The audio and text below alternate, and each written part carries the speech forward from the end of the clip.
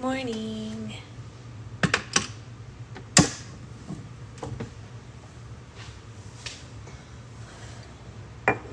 Real quick, I never got the football email. Uh-oh, that's not good. Can you message me your email again? Because I copied and pasted it in exactly, so either it went to spam or it was typed incorrectly, because it's still on our list. I can see you on our list. But if you message me again, we can try again. I can do that today. That's no problem. It's kind of weird. I wonder if it's in your spam, though. Could be, right? Because we already have like 12 people joined. So the emails definitely went through to somebody.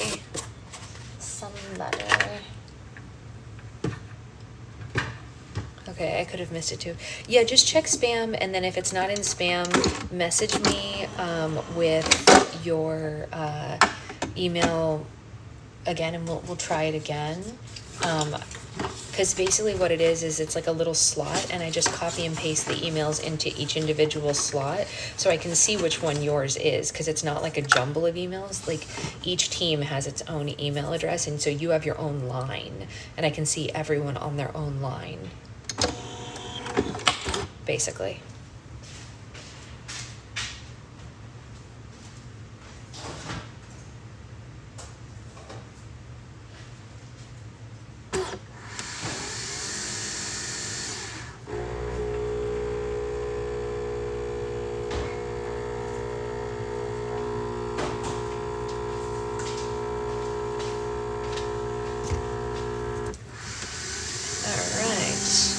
Let's get coffee, you guys. How's everyone doing this morning?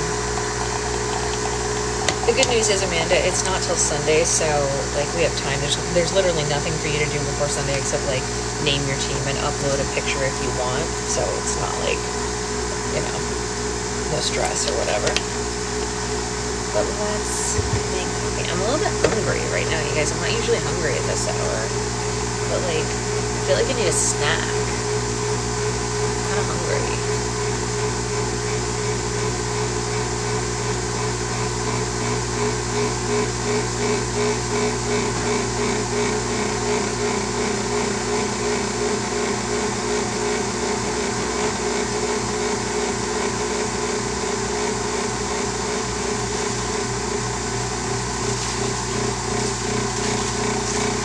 I just grabbed some saltines to get me through. I need something.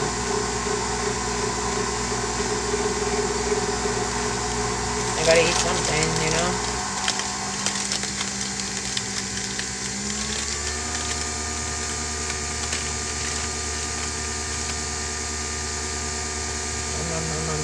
What's everyone doing this weekend? Is anyone doing anything fun? I'm working, obviously.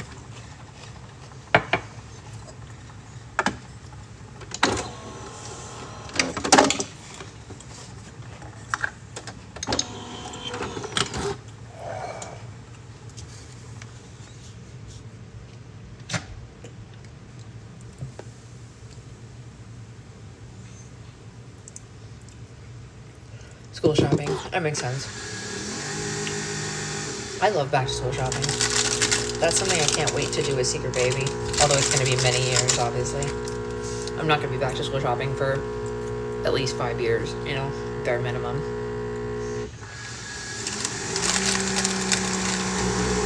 But I do like it. Making some eggs for breakfast since you mommed me yesterday. That's right. I'm just eating crackers because my tummy was like, eat something. Hello.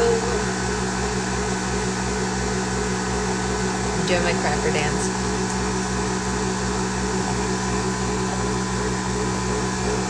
How is everybody?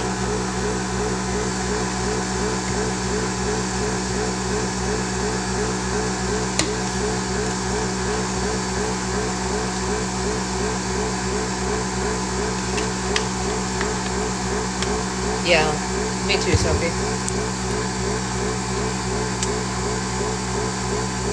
I usually have them after book club, but today my stomach was like, you need to eat them now.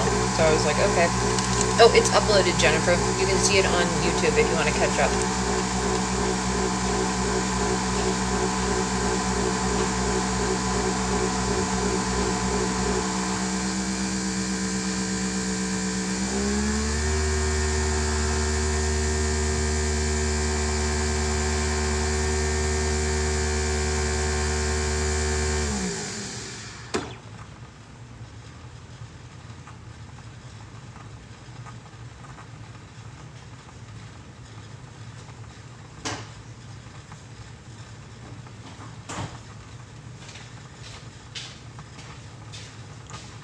I have to pack and make sure I have all this stuff together. What are you packing for? To come to get grilled cheese and tomato soup with us?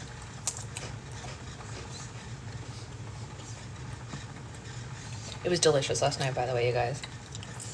My YouTube is Rainbow Slime Girl. Also, my son's scared of his teacher. Already?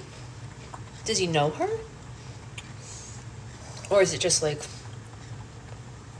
you know?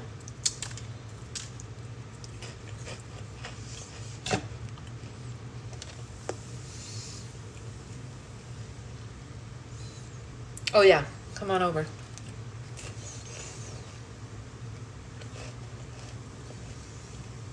Look at that. Beautiful. What a coffee. What a coffee. It's him, and it's because he has glasses that make his eyes pop out. But what does that have to do with the teacher?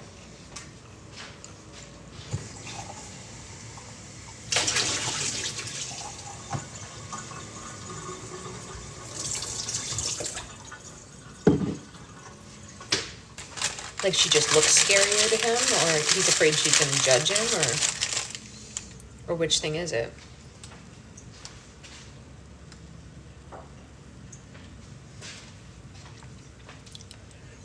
Oh, the teacher has the glasses. Oh, sweet baby. Oh. Got it. The teacher's a him. Good catch, Whitney. I didn't catch that. I'm seeing at my friend's house because we're in a festival tomorrow. What kind of festival? What kind of festival are you going to? Everybody say hi to the Monstera. She's growing beautifully. That is hard. That is difficult. For sure, Amanda. You've been taking... The others can't see that special. Yeah, it's true.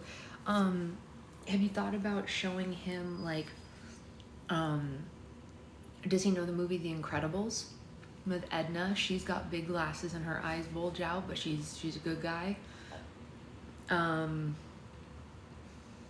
Obviously Mad Eye Moody.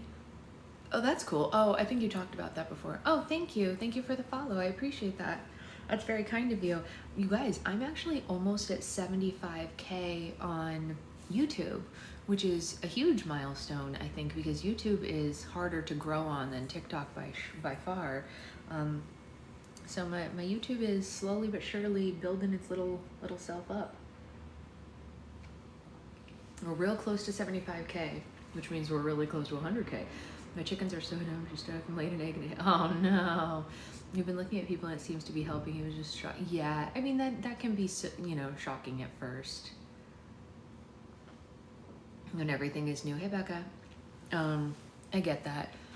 Yeah, I think finding some cool characters that need glasses and stuff would be very helpful, you know? I think that would have helped me as a kid, probably. The only teachers I ever didn't like as a kid were just the really mean ones. I think I've told you guys once before, when oh, precious baby. Oh, man, that's so sad. When I was in 6th grade, my teacher was really mean, you guys. Like, She was super duper mean, especially because I was really bad at math. I'm still really bad at math. Math is not my strong suit. It never has been. I don't get it. And so my 6th grade teacher was quite cruel about that. And she suggested to my mom that I get a tutor. And my mom wanted me to succeed. So my mom said, sure, can you make a suggestion of a tutor? And so the teacher made a suggestion of a tutor. And my mom, exactly right, Andrea, that's exactly right too. My mom hired the tutor that the teacher suggested. And then she brought me over to the tutor's house to get tutelage in math. And when the person opened the door, the tutor was my 6th grade teacher's identical twin.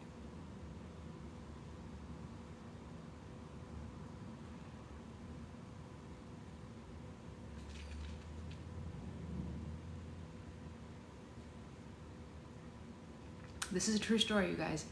She suggested her identical twin to a struggling student.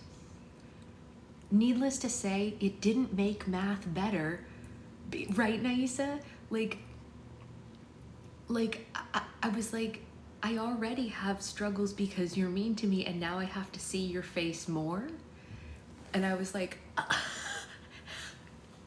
oh, what is happening right now? They totally parent trapped me. Yes, they tutor trapped me, Jack. I mean, can you even imagine being like 11 years old and showing up to get tutored in math so that your teacher will be nicer to you so that you're not bad, and it's the same face? I was in shock. I was in pure, unadulterated shock.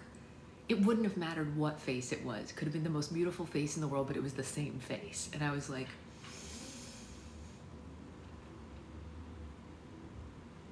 I couldn't do it.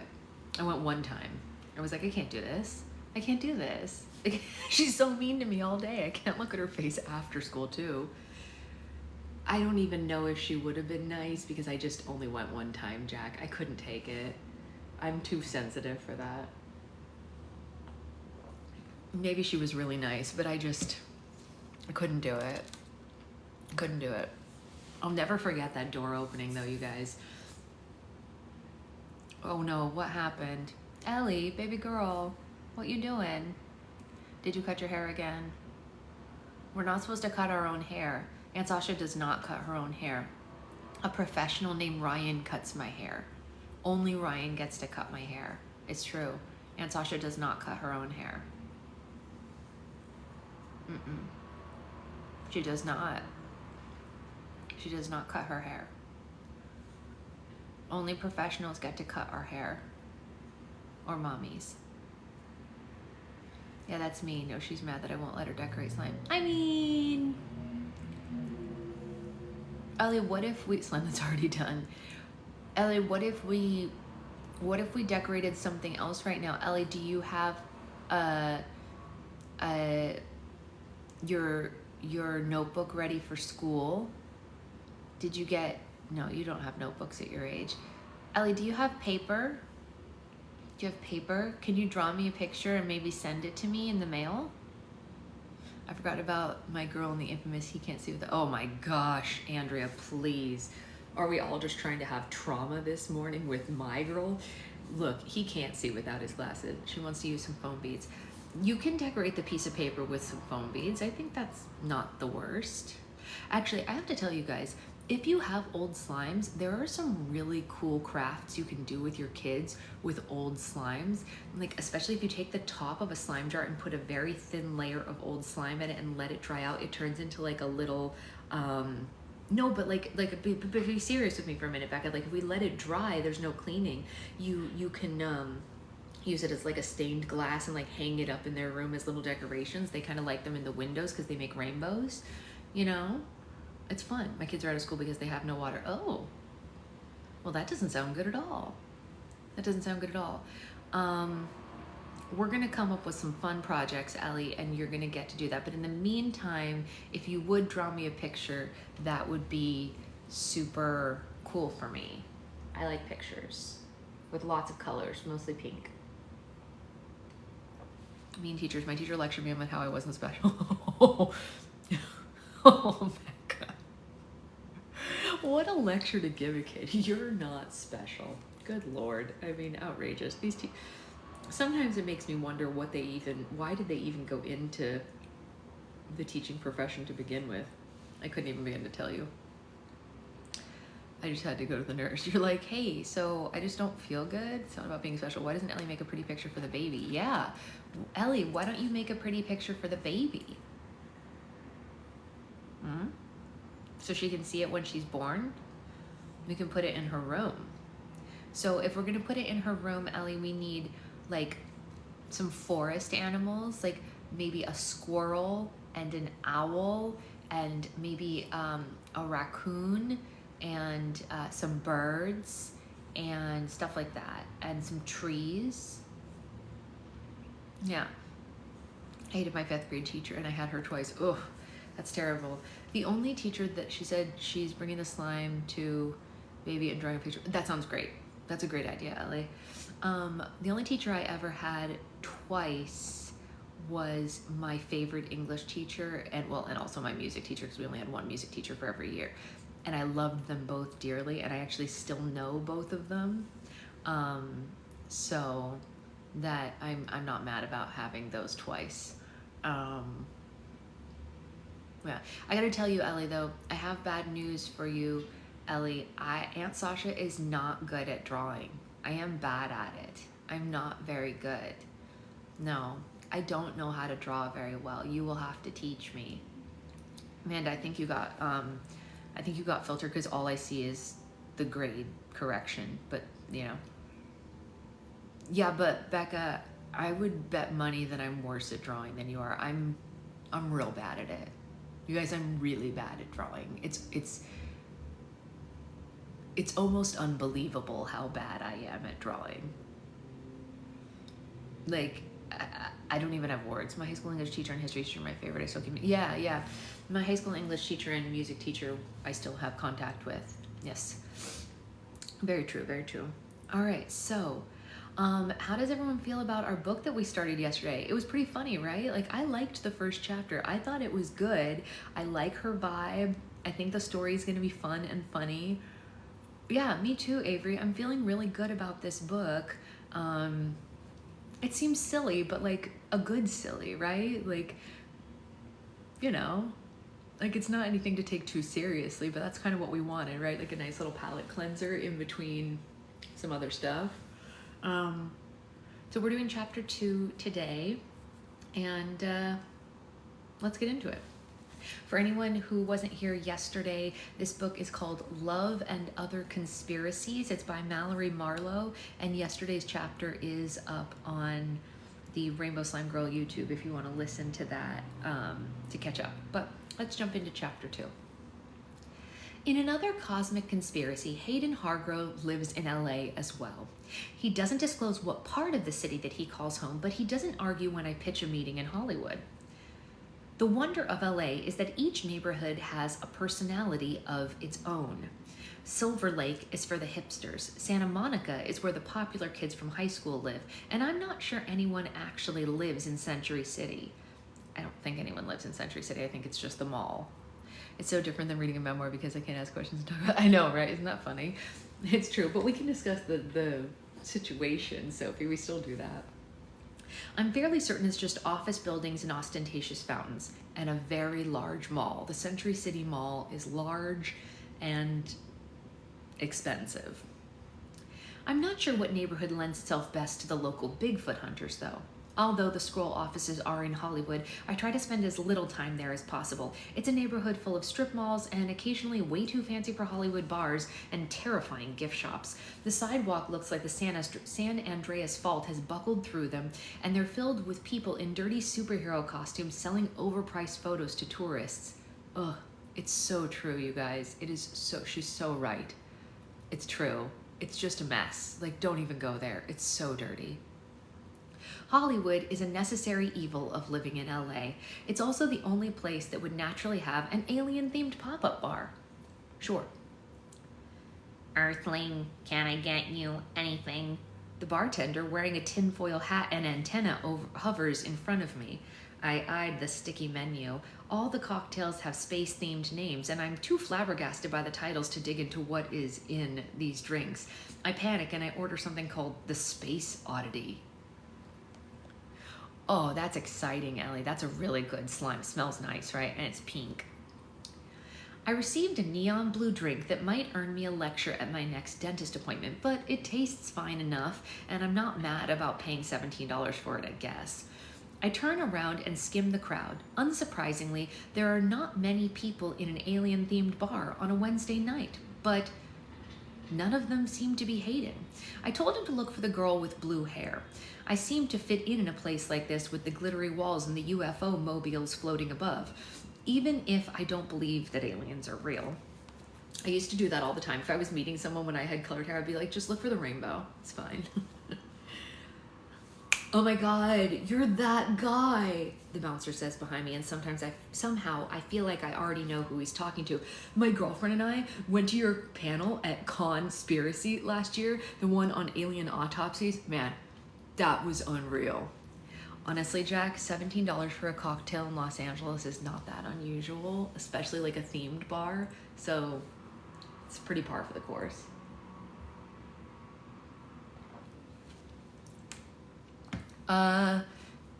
Thank you. Can I have my ID back, please? Less than 24 hours ago, I'd heard the same silky, spooky voice spew ridiculous conspiracy theories as a guest on a late-night documentary. No wonder this guy went into podcasting. Who wouldn't want to spend hours listening to him? In fact, listening to him was exactly how I spent my day. The out there is surprisingly engaging for someone like me who doesn't believe in monsters, aliens, or ghosts. My producer brain knows ghost hunting shows are bullshit, and if aliens are real, then how come they haven't made contact or killed us yet? But Hayden presents the information clearly, and he makes the most outlandish theories feel kind of normal. Hayden makes me wish I believed in them. Somehow, his voice is even nicer in person. Hallie? As I turn around, I realize he is even more attractive in person. Hayden towers over me with a lanky but muscular build hidden underneath a well-fitted plaid button-down. A few days of scruff coat his cheeks and jaw, and his chestnut hair is longer than it was on TV. The early February chill turns his cheeks pink, and a wind blown beneath the frames of his glasses. This man is way too handsome to spend his life hunting aliens, but for my sake, I'm kind of glad he does. It was easy to draft an email and schedule a meeting, but now I feel like I'm at a loss for words. Perhaps it's because he's one of the most handsome men I've ever seen in my life, but I also realize I don't know what the two of us could have in common. Certainly not a mutual love of aliens. Hayden's eyes hold mine, and maybe he's wondering if he chose the wrong blue-haired girl at the bar. His emerald stare makes my skin feel warm, like what I imagine being struck by a UFO laser beam must feel like. And he looks just as struck, and I don't know what to make of that. I clear my throat. Yes, hi, yes, I'm Hallie. That must make you Hayden. Secret husband hearing this is like, who's wearing this? I know, he's dead asleep right now. He's been working so hard, you guys. He's been working so hard every night. It's crazy. He's trying to get ahead so that we can go on this honeymoon and not have to worry, and he's just been killing himself working so hard. Poor thing. Yeah, it sure does make me Hayden. It's good to meet you. He slides into the seat next to me. Can I get you a drink? Hayden digs his hands into the pocket of his down vest and surveys the menu. He looks like Mr. October in the sexy version of an REI calendar, which I don't really believe exists, but suddenly think maybe should exist. Dark ink extends down his left forearm in a line art deer. Its antlers stretch into skeletal trees. Its eyes feel a little too far apart, or maybe its mouth is just a little too open. I can't really put my finger on what unsettles me about this deer, and since I typically have a neutral relationship with deer, if they remain a safe distance, but there's also a small UFO tattooed along the outside of his wrist. Yeah, sure, he says. I'll have whatever the UFO fuel is.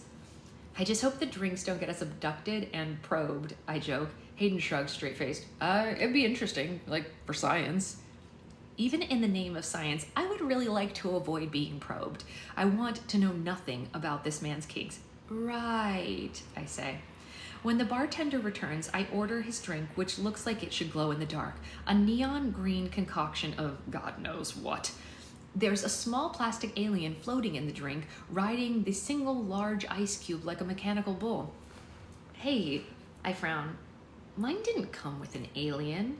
After a sip of his drink, Hayden turns to me. So, you wanted to talk about your proposal? But before we do, yeah, that's fine, Becca.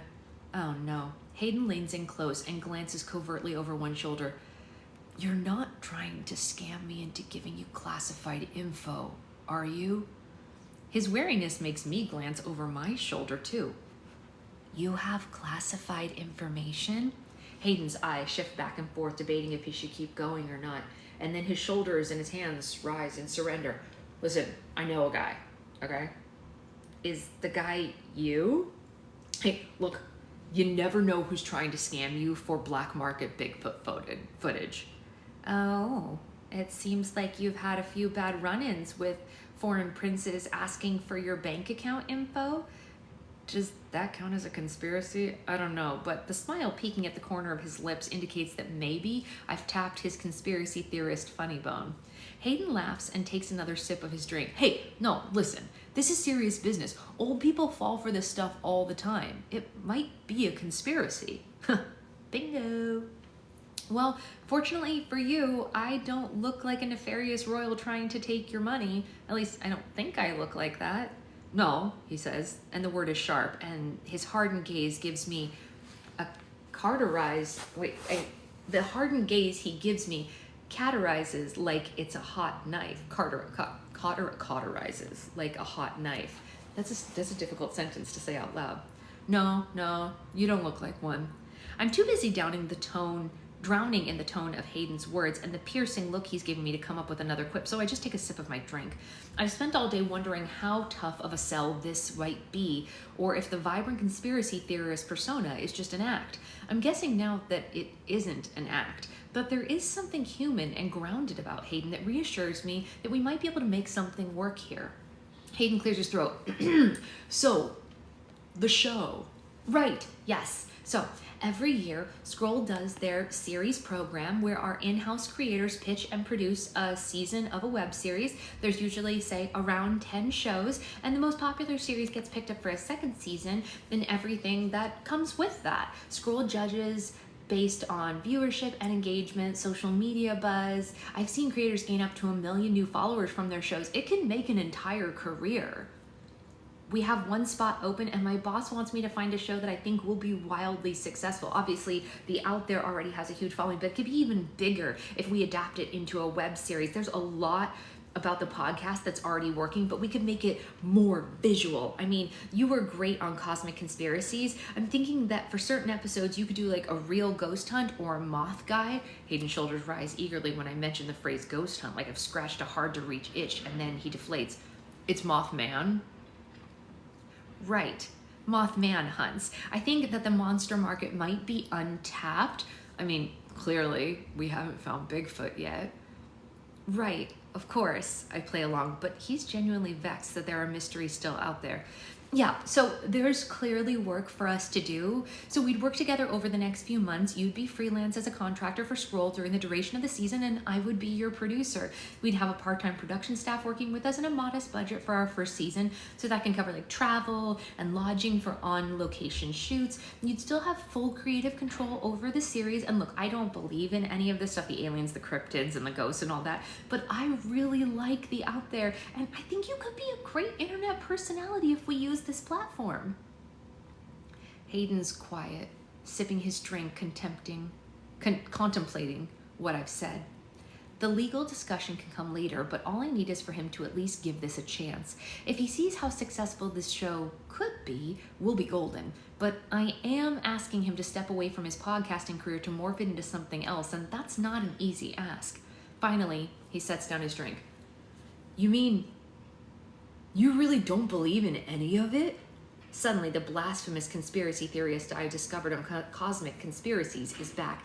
His eyes are alight with questions and theories. This is exactly what Scroll needs. Pure, unbridled passion, even if it's for aliens. Excuse me? His fingers rake through his hair, pupils blown out. None of it? You don't believe in aliens or Bigfoot or ghosts or, I don't know, the Denver airport? The Denver airport, well, I mean, I've never been there, but I guess I do believe, I know it exists. No, obviously it exists, Hayden cuts in. It's a secret base for something, like, I don't know, they're talking about maybe the Illuminati because they're problematic, but like I have many questions about the airport's size, the bunkers, the mural, the horse. Images flash through my brain and none of them connect, even though I want them to, desperately. Right, I agree. No, I don't believe in any of it. Hayden rubs the bridge of his nose beneath his glasses. Wow, that's a lot for me to swallow. So was hearing that Bigfoot might have been an alien, I say. His hands smack down on the bar, our glasses jingle. The alien riding his ice cube sinks beneath the surface. Mind-blowing, isn't that? He looks at me like he's finally discovered a kindred conspiracy theorist spirit, someone who will complement all his weirdness with their own. I chew at my bottom lip. That's not really the word that I would use. He deflates. His fingers tap the edge of his glass as the TV screen behind him lights with poorly animated aliens dabbing in the middle of the desert. It's hard to look at anything else while that's going on. A speech bubble pops up above one of the aliens. It says, AYYY-LMAO. Yeah, okay, well, regardless of whether or not I believe in this stuff, I think you have real talent, and I think that Scrolls viewers would really enjoy you. The Out There has only ever been a podcast, he begins. That's what I know how to do. I'm no actor, Hallie. I highly doubt that a handful of episodes of Cosmic Conspiracies count as acting. My fans know that this is a podcast. What if they don't want to see it adapted? Okay, well, if I'm being honest, I don't think your listeners or anyone would really have any issue with looking at you more. Help. My face flushes, probably a horrible tomato red, but Hayden's brow rises and he runs his fingers along his stubbled jaw. I catch a smile tugging at the corner of his lips, a dimple popping beneath his scruffy cheek as he bites down on one side of his mouth. Fuck. I suddenly hope the Bermuda Triangle is real. This would be a great time for it to do a girl a solid and just suck me in. I can't tell if he's intrigued or shocked or if he knows how good looking he is. He must know how good looking he is, unless he's one of those guys who holds strong conspiracy theories about every mirror being a two-way mirror. I toss back a long sip of my drink and clear my throat. No, listen, okay. And if this is unsuccessful, it'll rake in, even if it's unsuccessful, it's gonna rake in a lot more money than a podcast. You could be on more TV shows, ones that aren't just played in the middle of the night. Okay, well, to be fair, I think you caught a rerun. Sure, okay, fine. Who doesn't love syndication? This is just good exposure. Just think of it. You're a big hit. You can be a regular on Cosmic Conspiracies. Hell, you could have your own TV show with better graphics. He finishes his drink, pensive and silent. I really need to think about this, Hallie. I'm on hiatus between seasons of the podcast, so I do have a little bit of time right now, but do you think you'll be able to think about it at a secondary location? His eyebrow quirks. I mean, I get it. It's not the type of question I'd respond to well on a first date. Huh? If you're done with your drink, can you come with me? Hayden warily sets his glass down and rescues the plastic alien from the bottom as I close out our tab. I have another trick up my sleeve that he might like more than alien-themed alcohol. Scene break. By the way, I think that this is hilarious. I don't know about you guys, but I think their banter is great, and I love them already. I think it's hilarious that he's like all in on this and she's like, right, sure, you got it, buddy. You're gonna be cute on TV. Are we going to a ghost tour? Yep, indeed. I hear that Hollywood is full of haunted shit, huh? Hayden's boot scuffs beside me and he buries his hands deep into his pockets. Are you trying to woo me into doing your show? Is it working? Are you wooed? Oh, I said I'd think about it. His voice is terse, but he offers a soft laugh that sends shivers down my spine. We pause as we reach our tour kiosk, and when we halt, our eyes lock. I reach deep into the part of my brain that has watched a lot of interrogations on cop shows, and I narrow my eyes. I need you to think about it faster. I need to have something by Friday morning, a pitch deck, episode plans, something working. I am thinking about it. The tour guide, a chirpy middle-aged man named Gary, interrupts us and leads us through the cavernous back halls of the Chinese theater to a gaudy topless van painted to look like a hearse, which does not, in fact, look like a hearse at all. In a couple of matching Ghost Adventures t-shirts funneled into the back seat, another two pairs take the middle, leaving Hayden and me the front row. The smallest row. Thankfully, I am small, but Hayden is not small. I'm already daunted by the proximity that I'm about to be sucked into. Ladies first, he says.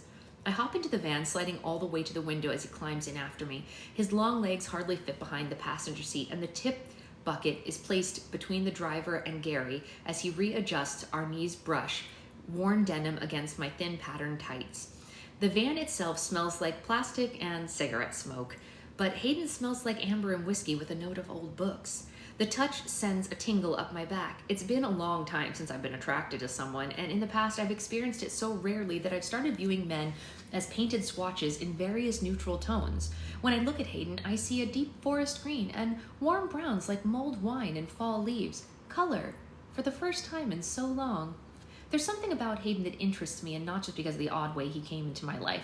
It could either be untapped hormones or feeling that I'm on the right track to learning to feel something again, but it also comes with the fear of something new and the boundary of keeping my professional distance. Sorry, he mutters, yanking his leg away, and then he shoves his hands back into his vest pockets and bites down on his lip. He looks out the window and feigns fascination with the Baja Fresh across the street. Gary loads into the van with us and sits in the passenger seat, tapping his tiny microphone a few times. Beep, beep, beep. Well, hello, ghouls and gals and ethereal pals. Welcome to Haunted Hollywood, the best tour of Tinseltown's dark side. My name is Gary, and I'll be your crypt keeper as we visit several notorious haunted locations around the city. So, buckle up and please refrain from screaming. The tour bus takes off, explaining the history of Grauman's Chinese theater and the native ghosts, Fritz and Annabelle, and how Marilyn Monroe haunts the halls of the Roosevelt Hotel. Hayden listens intently, and I just watch him. It's obvious he already knows all of this, so much for wooing him with my ghost tour. We snake further into the Hollywood Hills, catching an illuminated look at the Hollywood sign. The tourists behind us snap photos religiously, and I look at the Hollywood sign from the scroll offices every day. Excuse me, sorry. While it might preside over Hollywood like a calling, the sign has a grisly history. It was originally built as an advertisement for the Hollywoodland housing development. Sinister music plays beneath Gary's narration. In 1929, a young actress... It was 1932? I turn to Hayden, and Gary scowls. Sorry, what was that? At first, I think he might be nervous with the attention on him, and then I realize that Hayden's not nervous. He's frustrated. I mean, how could we not know this? Apparently, we're absolute fools. It was 1932. Peg Endelweiss jumped off the H in 1932, not 1929, and now hikers see her apparition in 1930s clothing haunting the park. Anything else to share? Gary prods. It's also legend that the day after her death, she received a role offer, but that's never been proven.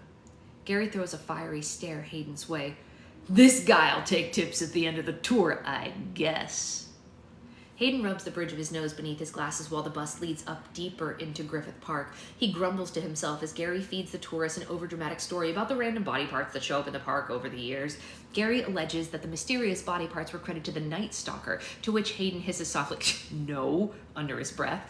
I already know this man will do half my job for me. He's a hot human encyclopedia of weird knowledge. We weave through the hills past the old zoo in Griffith Park and Hollywood Forever Cemetery, where the stars are laid to rest. And as we round out the tour, the van leads us up to Benedict Canyon, past commuters stuck in traffic heading into the valley. Poor suckers. As idyllic as these hills might seem, they are home to one of the grisliest murders in history.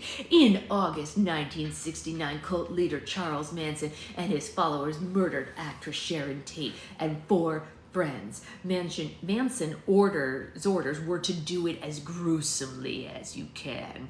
And boy, did they ever. The world was horrified by the images of pig written in blood on the front door, and to hear the death of Tate, who was 8.5 months pregnant at the time.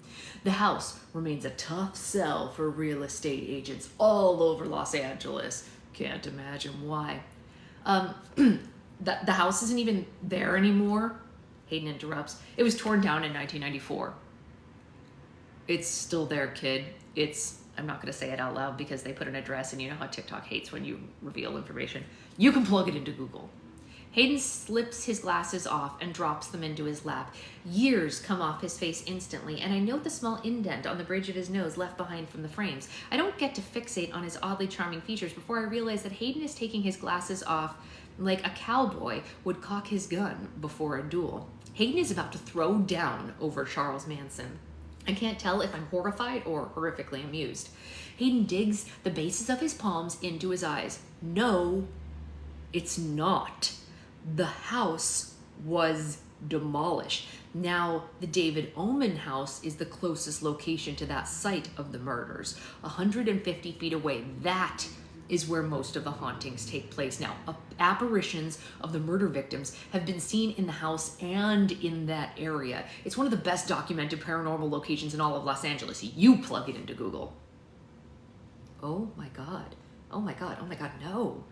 Not only is Hayden not enjoying the ghost tour, but we're about to get banned from every ghost tour in Los Angeles. I doubt he's going to want to work with me in any capacity if this is the first hangout activity that I came up with. However, I'm beginning to wonder if I did get ripped off with these tickets. Gary hasn't known a rat's ass about any of the places that we went. Did you write the script for the tour, kid? Gary asks. Obviously not, Hayden replies, his voice slipping into a bit of a Boston accent. That should not be hot, but boy, is it ever. But I could have, and if I did, it'd be at least a little factually correct. At least people would be getting a money's worth in that case. Who are you guys going to trust? Gary poses to the rest of the van. Me, a professional, or some nitwit millennial? I clear my throat. I'll go ahead and trust the nitwit millennial. Hayden stifles a laugh beside me. His smile is bright but a hidden secret. And when his gaze reaches mine, I feel like I've been let in on the secret. There, an older woman sitting behind us ponders too, before conceding that she would side with the nitwit millennial as well. And Gary drops his microphone and buckles his seatbelt. We ride in silence back to the theater, and Gary occasionally points out locations like the Viper Room, the Comedy Store, and explains their history. Hayden remains quiet this time, but part of me wishes that he'd speak up. At least I'd get a little bit of my money's worth if he gave out info. We tip Gary regardless and pace in silence over the names of stars long dead until we reach the parking garage. I'm parked here, he nods. Yeah, I'm around the corner. Thanks for tonight. That was kind of a disaster, wasn't it? His shoulders rise and my shame fades when he breaks into a quiet laugh. No, I wouldn't say that. Really? No, look, it's not your fault that Gary doesn't know the difference between an apparition and a possession. Honestly, neither do I. Instead of giving it a know-it-all retort, he just smiled. That's okay. There's time for you to learn. Hayden has not offered Gary the same kind of grace he offered me. Another beat of silence. Have I somehow made this conspiracy theorist trust a non-believer? So, what do you think about the show? I finally asked. Hayden stiffens but nods slowly. Hallie, it's a compelling proposal, but can you let me sleep on it? Hey, remember, I need to present this to my boss by Friday morning, so if it's a no, I really need to know soon, but I hope it's not a no. I know. I won't hold you up too long, I promise. This is new, and I don't know yet if I'm the person you think I am, on camera at least. Do you think the person behind the mic is going to be so different from the person in front of the camera? He jingles his keys in the palm of his hands with a nervous jitter. I might need help? Instead of answering, Hayden reaches into his vest pocket and tosses something in my direction. My hand-eye coordination fails me and I fumble to catch what he's thrown. It's the tiny alien from his drink. I'll talk to you soon, Hallie.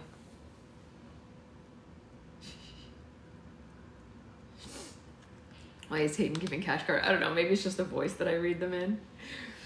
Oh man. I think it's funny, you guys. I like it. I think it's silly but funny. Yes. We actually, I don't know, it's pretty early. We might have time to read another chapter if you guys want. The next chapter says it's 20 minutes and we usually go till 9:30 anyway. You want to see if we can get through chapter 3? We can probably bowl through it pretty quickly. I have a Pavlovian response to the sound of my email dinging, so despite the late night that I had, when it pings, I am regretfully awake. My laptop is still open on my bed, half fleshed out deck on my screen, and 2 new emails in my inbox. Okay, wait, I have to pause for a second. I have never heard anything more unrealistic than someone's work email only having 2 new emails in the morning. That would be a blessing that I am not familiar with. I have never woken up to 2 new emails. Outrageous. Especially when you work on the West Coast. It's just, that's never happened to me. But it sounds like a dream. Someday I want to live in a world where I get no new emails ever. Ooh, ah. There's another candle sale at Bath & Body Works, and I can trim 3 inches off my waist, apparently, by clicking a suspicious link from someone named Chaz at 6mail.biz. But there's no email from Hayden yet. I know I'd ask a lot of him, but for most people, the opportunity to have this kind of platform would be a no-brainer. But to Hayden, the existence of Bigfoot and aliens and Mothboy are a no-brainer too. How did I miss the memo? The clock reads 8:30 a.m. and Nora left for the office early to help her best friend Jamie set up for the shoot. Scroll might be fast and loose with hours and policies, but with the thin ice I'm skating on, it won't help me to show up late. I scramble out of bed, hunting through my drawers for clothes, and apply enough makeup to hide how I spent my whole night in front of the laptop waiting for an email from a hot guy. I've been living in Nora's apartment for a few months now, and I'm still not fully used to this being my room. After sharing for so long, it's still strange to use the space I live in the way that I want to. After her last roommate left LA to do some soul searching after Burning Man, Nora was a week or 2 away from finding a new place with Jamie before I showed up 2 months ago asking for a place to stay. All I had then was smudged mascara and a single duffel bag full of my belongings, and the resolve that I wouldn't let someone like Cade control my life any longer. I stepped into the kitchen to grab a granola bar on my way out the door when something tapped behind me from the other side of the living room. Lizzie. I'm getting used to most things about living with Nora, but I will never be used to her terrifying bearded dragon Lizzie, short for lizard, Borden. While I don't love the way that Lizzie stares at me while we watch TV, and I especially don't like how half the time I can't find her, it fosters the fear that she's escaped and she will somehow end up in my bed. I do not like nature. I do not vibe well with wildlife. I pad over to the case and make sure it's shut. Lizzie and I lock eyes and she blinks slowly. Lizard Borden. Yeah, it's pretty funny. It's Lizzie Borden. Goodbye, I hiss, and Lizzie dive bombs for a grape that she's just discovered at the bottom of the terrarium. Halfway into my commute, my phone buzzes with an email, and I nearly swerve off Mulholland Drive. I know emailing and driving is a bad idea, but the way that Hayden's name pops up on my phone makes my stomach flutter. I'm 90% sure that it's not my ibuprofen breakfast coming back to bite me. From Hayden Hargrove. Subject, the Out There web series inquirer from Scroll. Sorry for the late reply, but I've done more thinking and I'd like to take you up on this project. I think the Out There has room to grow and I'm eager to see what ideas you have for this series. I've attached my document that I used to pitch to sponsors. Feel free to use that material any way you see fit and please keep me updated. H. I pull over and take a deep breath, and I let out a relieved yell before veering back onto the road. I hunt through Spotify and play a list titled Yas, Bitch, and I crank it. My brain rushes with the potential slide for ideas for my deck. If I work my ass off all day today, I can have a pitch ready for tomorrow morning's meeting. Chloe likes to give us Friday afternoons off, and she mostly does this so she can head to Joshua Tree early to do, well, I don't know. She does something in the desert with her boyfriend. The Scroll offices are still quiet by the time I reach my desk, just the early morning bustle and the coffee machine and someone cursing at the office printer. Relatable. Nora and Jamie are congregated over her neighboring desk as Nora and Jamie congregate over her neighboring desk as he troubleshoots something on her video editing software. Most of us sit in one large room with desks side by side, our screens in clear sight of everyone else's at all times. It was particularly awkward when someone's assignment had them Googling things that would probably put them on a watch list. That's very true, Becca. I wonder if the Out There will get me put on a list. I wonder if Hayden's already on a list. Is that going to alter our ability to travel? I did not factor that into the budget. Hey, morning, Hal, Nora says, and Jamie waves as he sips his coffee. Well, Nora's hardly 5 foot, thin as a rail, and her clothes and attitude are like a trendy untied sneaker or undone buttons at the top of a shirt.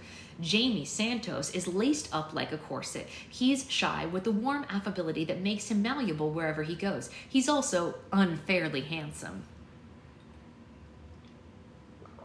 With his dark wavy hair and golden brown skin, he's a transplant from the UK who grew up across the world with his documentary filmmaker parents, and all the interns have massive crushes on him. He's the kind of person who wears button-downs all the time and sometimes even wears ties to the office.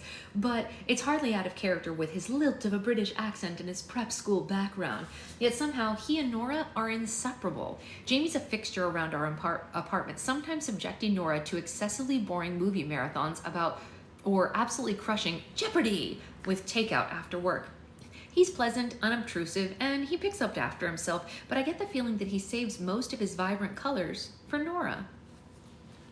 So, you came home late last night. Hot date? Nora reclaims her seat, munching on a muffin as Jamie snags the last part of the muffin top. She yanks it away from him, excuse me, rolling her eyes, and instead of another heist attempt, he lets his gaze linger on her with an affectionate half smile. My glare must speak for itself. Hot? Yes. Date? No. Even if Hayden was the nicest guy in the entire world, date is still a terrifying word, kind of like taxes or benefits open enrollment. I'm not sure I'm old enough to use any of those things yet. No, I was meeting with someone whose show that I might work on. Do tell, Nora pushes. I Google out there and pull up Hayden's well-manicured website. For someone whose content is so balls to the wall, he spends good money making himself look completely legit. And I let the two of them scroll through. Nora clicks on the About page where Hayden's headshot and bio pop up, and heat rushes into my cheeks as my fingers curl around the tiny plastic alien in my jacket pocket. Well, she gasped, damn, this guy's a looker. And you had drinks with him last night? A drink. And then he argued with a hokey ghost tour guide for the rest of the night. Yeah, I said, he's nice. Conspiracies and monsters aren't really my thing, but there's just something about him that I'm compelled by. Is it his face? Nora. Unhelpful, I know, but tell me I'm wrong. If the show gets picked up, I vote Jamie and I come to work on it. As Scroll contributors, Jamie and Nora are welcome to bounce around shows as needed between writing their weekly listicles and think pieces. Last week, Nora wrote a riveting article on how many bath bombs it takes to dye your skin purple, which still shows in our shared bathtub. Jamie, meanwhile, writes film reviews that are far too intelligent for a site that mostly offers critiques via GIFs. I think that he sticks around mostly for the camaraderie and the health insurance that he might not get if he were freelancing. Oh, so I don't get to vote for myself, Jamie mocks. Well, I feel so special. Nora swivels her chair to hip check him, and he dodges her blow, leaning his elbow on top of her head before she wiggles out from underneath him. Refill? He asks. Please. Jamie departs with both of their mugs, and Nora turns to me. Does he really look like this in person? My stomach jitters congeal. I think of squishing into the tour van with Hayden last night and the way that our knees brushed, and I think of how good he smelled and the bright green of his eyes when he got excited about ghosts and cryptids. I knew how I physically felt when I was around him, pure, unbridled attraction, but in the aftermath, I'm left with my contradictory thoughts. It's uncouth to date someone that I'm going to be working so closely with, and I'd be wrong to let my emotions and baggage weigh down our professional relationship. Besides, I'm not even sure I can let myself believe in falling in love again.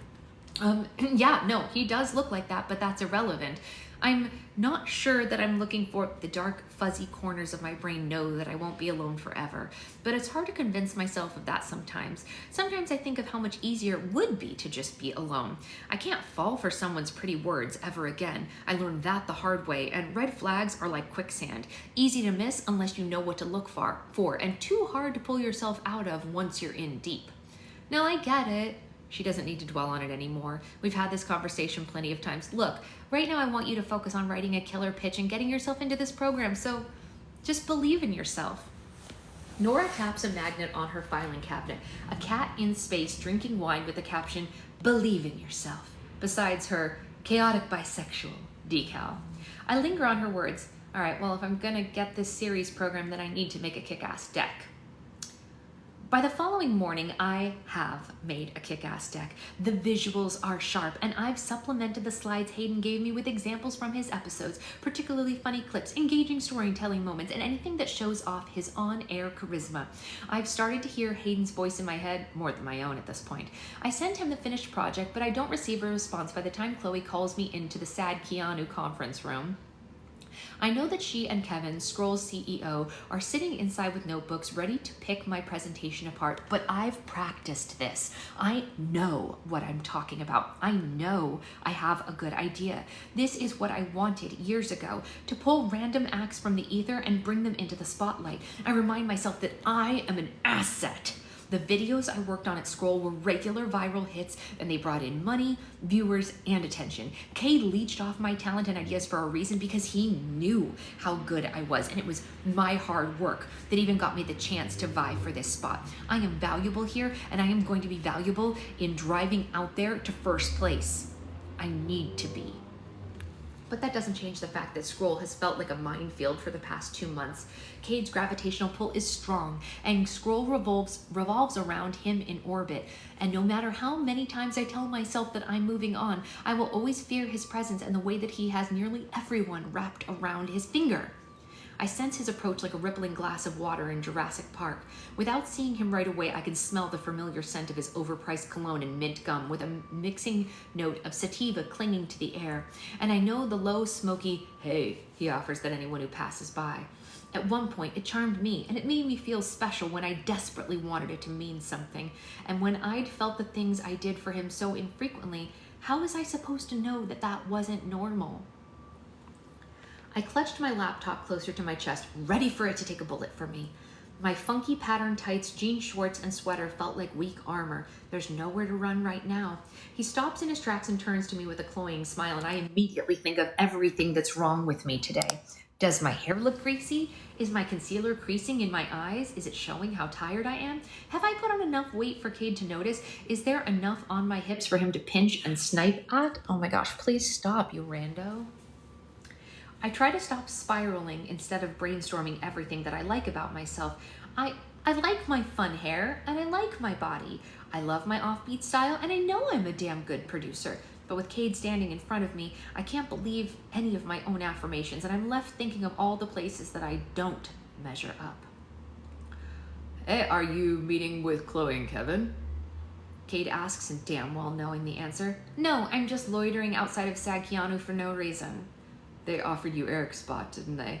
I'm pitching my show. Really now? Cade rubs his jaw with a laugh, but behind the laugh, I watch his blue eyes steal over with intimidation. Cade knows as well as anyone that I was the skill and tact behind his videos and his shows, and if I'm competing on my own, I'm gonna kick his ass. I have to kick his ass. Don't sound so shocked, I spit back. I have a show, and it's going to be good. Hallie, he sighs. You really think you're ready for something like this? His voice says, you know you aren't, and are you sure you want to compete against me? It took me too long to learn what that looks like. It took too long to learn that what looked like support from the surface at Scroll was a slow degradation of my confidence underneath. Since the night that I left him, I have resolved that I don't need to listen to him, and I don't need to believe when I hear his words in my head over and over again. I'm not hard to work with. I do stand out, and I do matter. I still feel like every word is a dagger between my ribs, even as I'm trying my best to heal. Stupid, shitty armor in the form of a pink blush polyester sweater. But I recite my own affirmations in my head nevertheless. One day, I will believe them. His eyebrows pop as I stutter. It shouldn't be this hard for me to face him. I did it once before, but here I am still paying the price, and I'll be paying that price for a while. The girl he was with before, me, Sam, and another Scroll producer, stuck by him for a year before leaving him. It was impossible for her to find a job in digital media after he dragged her name through the mud. And by the time I learned this, his claws were already in too deep, and I couldn't bear to lose everything that I'd worked for. I wonder what kind of person gets off on hurting other people. Perhaps the same kind of person that drinks his coffee completely black and literally never wears socks. Use your words, babe. I'm not going to be on camera. I found my own hot white guy to host, and I'm going to win with that. Cade's lips turn up with another condescending smile. Oh, very mature. The door to the Sad Keanu swings wide open, and Chloe stands in the doorway. She glances between Cade and me, and while Kevin sucks Cade's proverbial artistic D-word, Chloe merely tolerates him. If Chloe had more sway, I don't imagine that Cade would even have a job anymore. Hallie, we are ready for you. Cade How can I help you here? Cade's eyes lit up with the same fake affection he used to keep scroll wrapped around his finger, and he smiles at Chloe, but his eyes serve as a reminder to me, don't shine too bright on your own. Too bad, Cade. Too damn bad. Oh, no, nothing. I was just wishing Allie here good luck is all. You guys are in for a real treat when you hear her pitch. Cade gives my arm a reassuring pat and takes everything in me not to cringe at him. Right, well, bye. She tugs me into the conference room and takes her seat at the other end of the boardroom table with Kevin. Kevin Chadwick doesn't like the title of CEO. He instead prefers to be called Champ, which I think is arguably worse. He's 5'8", worth of smooth talking with dollar signs for eyeballs, and Scroll's always been a boys' club, and part of me worries that will he even consider what a girl like me has to say? So with this chance that I have, I need to stand out and bring him something that he can't look away from. Hi, Champ. Hi, Chloe. I set my computer up to present my slides and suck in a few deep breaths, wishing that I'd taken Nora up on her vape pen earlier. At least then I'd feel less sweaty and I wouldn't be back to thinking of all the worst case scenarios. Believe in yourself. Do not disappoint Space Wine Cat. Believe in yourself the way that Hayden believes in Bigfoot. I can't believe I smile at that thought, but as I look back down at my opening slide, I can believe that there's something better around the corner. Hi, thank you for giving me the opportunity. I'm really excited to bring you this pitch because I know that this show will be an amazing addition to the Scroll family. Now, in the wake of the current true crime craze, people are compelled by the unknown and unexplained more than ever. But how about we go a little deeper, a little more out there? Both of them pick their heads up and stare at my deck. The Out There is a long-running conspiracy theorist podcast that looks at new mysteries or monsters in each episode, digging into the origins and laying out the theories. It's hosted by Hayden Hargrove, who I think will make a great on-camera talent for the series program. Hayden not only has a great voice for podcasting, but I discovered him on an episode of Cosmic Conspiracies, and he has such a relatable passion on-camera presence as well. Every episode is framed like a story, supplemented with real audio files from famous cases, interviews with experts, and other materials. I run through some of the stats that Hayden provided me with, from his weekly listeners to some vague financial details and sponsorship info. I expected his sponsorships to be odd organizations hunting for aliens, and he does have those, but most of them are kind of normal. Bluetooth headphones, audio editing programs, glasses manufacturers. Both Kevin and Chloe are impressed. I think there is serious potential in adapting The Out There to a web series. We can elevate the listening experience to a viewing experience, including actual video footage, doing deep dive investigations, and in-person paranormal hunts. As an example of the fun but engaging tone of the show, I have a couple of clips for you to listen to. I run them through a few quick clips in episodes, one about Bigfoot, another about Haunted Hospital, where Hayden interviewed a paranormal medium on her experience there, and another about the Denver airport, because he'd mentioned it and I investigated the place myself. I learned a lot about the far-fetched shit, but some of the segments on the episode were kind of a blast to listen to. We can create a new kind of investigation show, not like the overdramatic staged shows already on TV, but something fun and accessible for a wider audience. Allie, I didn't take you for a conspiracy theorist, Kevin teases. No, I'm not. I'm actually a pretty big skeptic. So then why did you bring this to us? Because I think that Hayden is a great talent and he has a way with words. And if he can convince someone like me to listen to hours of the podcast, I think he can convince a lot of our viewers to tune in too. Whether or not you believe in what he's saying, it is entertaining. Hell, why do you think Cosmic Conspiracies has had 17 seasons? He's hot too, Chloe whispers, jotting down notes. Hargrove, Kevin muses. Where do I know that name from? Well, have you been listening to The Out There? I jab at him. This gets a small chuckle out of him. No, I've never made Kevin chuckle before. F yeah. So, what do you guys say? I ask. Minutes later, I dip out of Sad Keanu and into the Success Kid, and I pull out my phone. I linger over Hayden's number, but instead I set down the phone and scrub my hands over my face with a few giddy bounces. I will need to reapply deodorant, but I will be going for beers with the I will be going for one of the beers in the kitchen because I want to cheers everyone I see. I calm myself and I wait for Hayden to answer the phone. Hello? Hey, Hayden, it's Hallie, from Scroll. He laughs on the other end of the line and I feel like a puddle. Hi, did you present the deck to your boss? I did. And? We're in, I say, trying to hide my giddiness. Really? You sound shocked. No, look, I'm just surprised that a mainstream company wants to pick up my show about Mothman, he says, and there's a sense of bewilderment in his voice until he clears his throat and levels himself out. Wow, I mean, wow. No, that's great. So what are our next steps?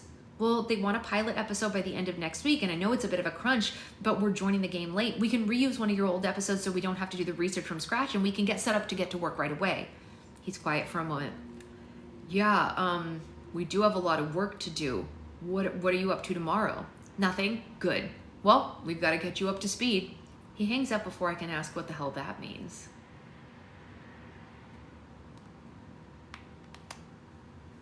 I think he's going to try to convert her, but I don't know that that's going to work. Pretty funny. Well, they got picked up, which I think we assumed would happen or the whole book doesn't work, right?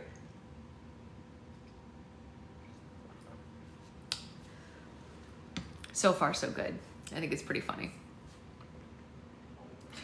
I do too. I like them both. I think they're both sweet in their own ways, Naisa. I can get behind both sides of it. And honestly, her bosses seem pretty fun too. They don't seem like the bad kind of bosses. I mean, they seem pretty chill, you know. I don't know. But anyway. All right, I will see you all later. I'm not sure if I will be on live later or not because I do have to prep for tomorrow's baby shower. No, because people always ask, it's not my baby shower. I'm working someone else's baby shower with a slime station, but we will still have book club tomorrow morning because the baby shower is not until the afternoon. So I will leave after book club. How many pages are in the book? Ooh, you know what? I'm not sure. That's a good question, Ingrid. I don't know, but let's find out. Let's see.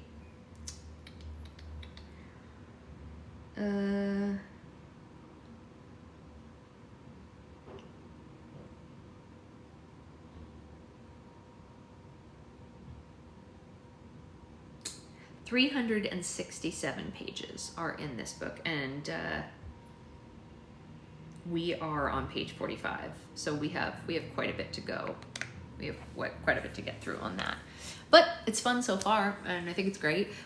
Yesterday is already uploaded. I'll upload today, obviously, as soon as it's able to download. And then we'll have more tomorrow, and we'll just keep chugging right along and have a great time. All right, I will see you all later, and I hope you have a great rest of your day. Polls for next week are going up on Patreon today because we need to figure out what day we want to do Roll for Slime next week, because next week is a wonky week, but we can all vote and get it all together. All right, I'll see you guys later. Bye.